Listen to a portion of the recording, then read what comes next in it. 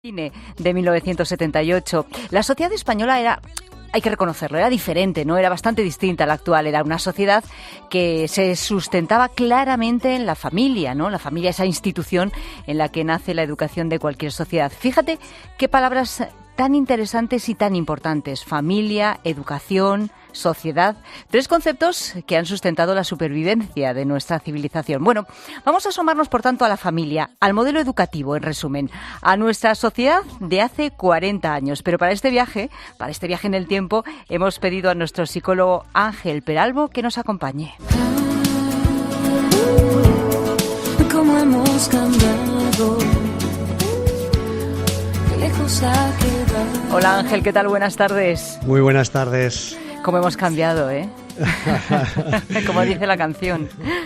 Oye, entiendo que sí, estamos cambiando siempre. Sí, pero es que son 40 años y 40 años son muchos, y es verdad que vivíamos de una manera distinta, la familia también bastante diferente, todo ha evolucionado, la educación que le dábamos a nuestros hijos o que nos daban en aquel momento nuestros padres, pues era un poco diferente. Es que claro, hay algunos datos que conviene recordar. Por ejemplo, nos casábamos a los 25 años y en 2016, por ejemplo, la media es de que el matrimonio es a los 34. En 1978 se tenían de media, fíjate, 2,54 hijos, o sea, casi 2 hijos y medio, ¿no?, por pareja. En 2016 pasamos solamente a 1,34. Claro, todo esto incide también en la familia, en los hijos y en la manera de educarlos, ¿no te parece?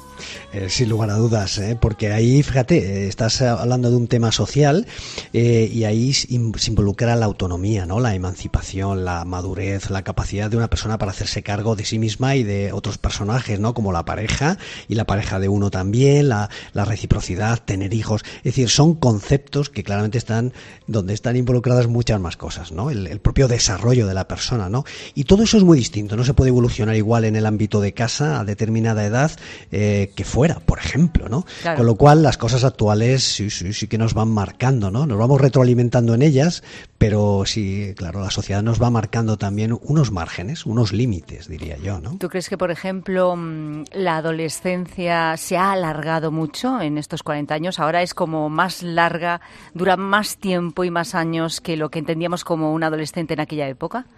Sí, algo que no cambia es esas reacciones propias del periodo adolescente, que ha de ser rompedor y que de alguna manera ha de protestar activamente, ¿no?, con lo que hasta ese momento ha vivido, y esto ha ocurrido siempre, generación tras generación.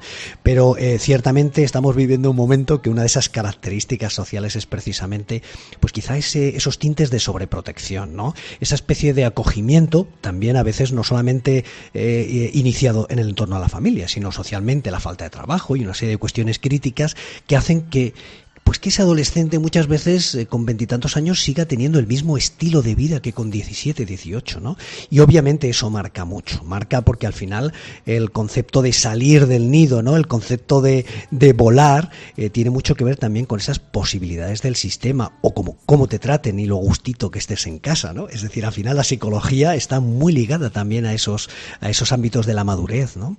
La madurez, claro, esa palabra, ¿no? ¿Realmente todo esto retrasa la madurez de una persona? ¿Hoy en día maduramos más tarde? Internamente, aquí la ciencia nos dice que hasta los 25 años nos estamos formando, y eso internamente es así. Pero evidentemente las experiencias, esas experiencias propias de ese momento de la juventud, que son las que a través de las cuales empiezas a entender el mundo de una manera distinta, pues si todo eso se retrasa, si falta responsabilidad, si falta esa ilusión, esa autonomía, esas ganas de crearte tu propia existencia, pues evidentemente el retraso de ese tipo de aspectos, hombre, alguna incidencia tiene que tener en muchas de las cuestiones que a veces estamos viendo con nuestros jóvenes. Con nuestros jóvenes y con nuestros adultos, porque al final todo esto genera también problemas, desánimos, conflictos, unas expectativas que no se cumplen dentro del ámbito de la familia. Esto es una auténtica transformación.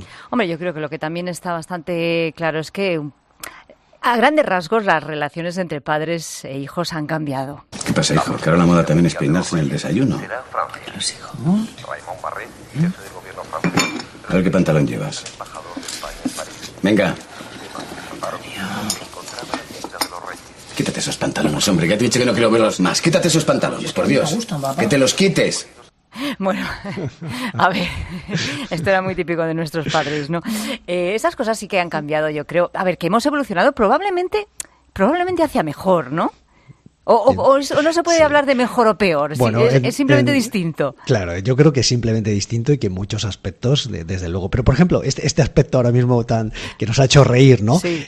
Los padres siguen y seguirán siempre sorprendiéndose de las pintas que llevan sus hijos adolescentes. Lo que ocurre es que al final, por adaptación, se acaba teniendo un mayor grado de tolerancia, pues porque todos lo llevan, porque empiezan a edades más tempranas, con lo cual se acaba tolerando mucho más. Bueno, hay un ejemplo, cuando empezaron los piercing, hace algunos años, ¿no? Sí. Y dices, aquello se llevaban las manos a la cabeza. Actualmente dices, eso ya está pasado. ¿Y los tatuajes? Fíjate. Bueno, pues eso vino después. Sí. Y llegará un momento en que verdaderamente ese tipo de cosas cada vez asusten menos, y habrá que inventarse otras, porque siempre habrá que inventarse algo para que, y los propios adolescentes inventarán cosas para romper, ¿no? Porque la rebeldía y la adolescencia son dos conceptos que tienen que ir unidos.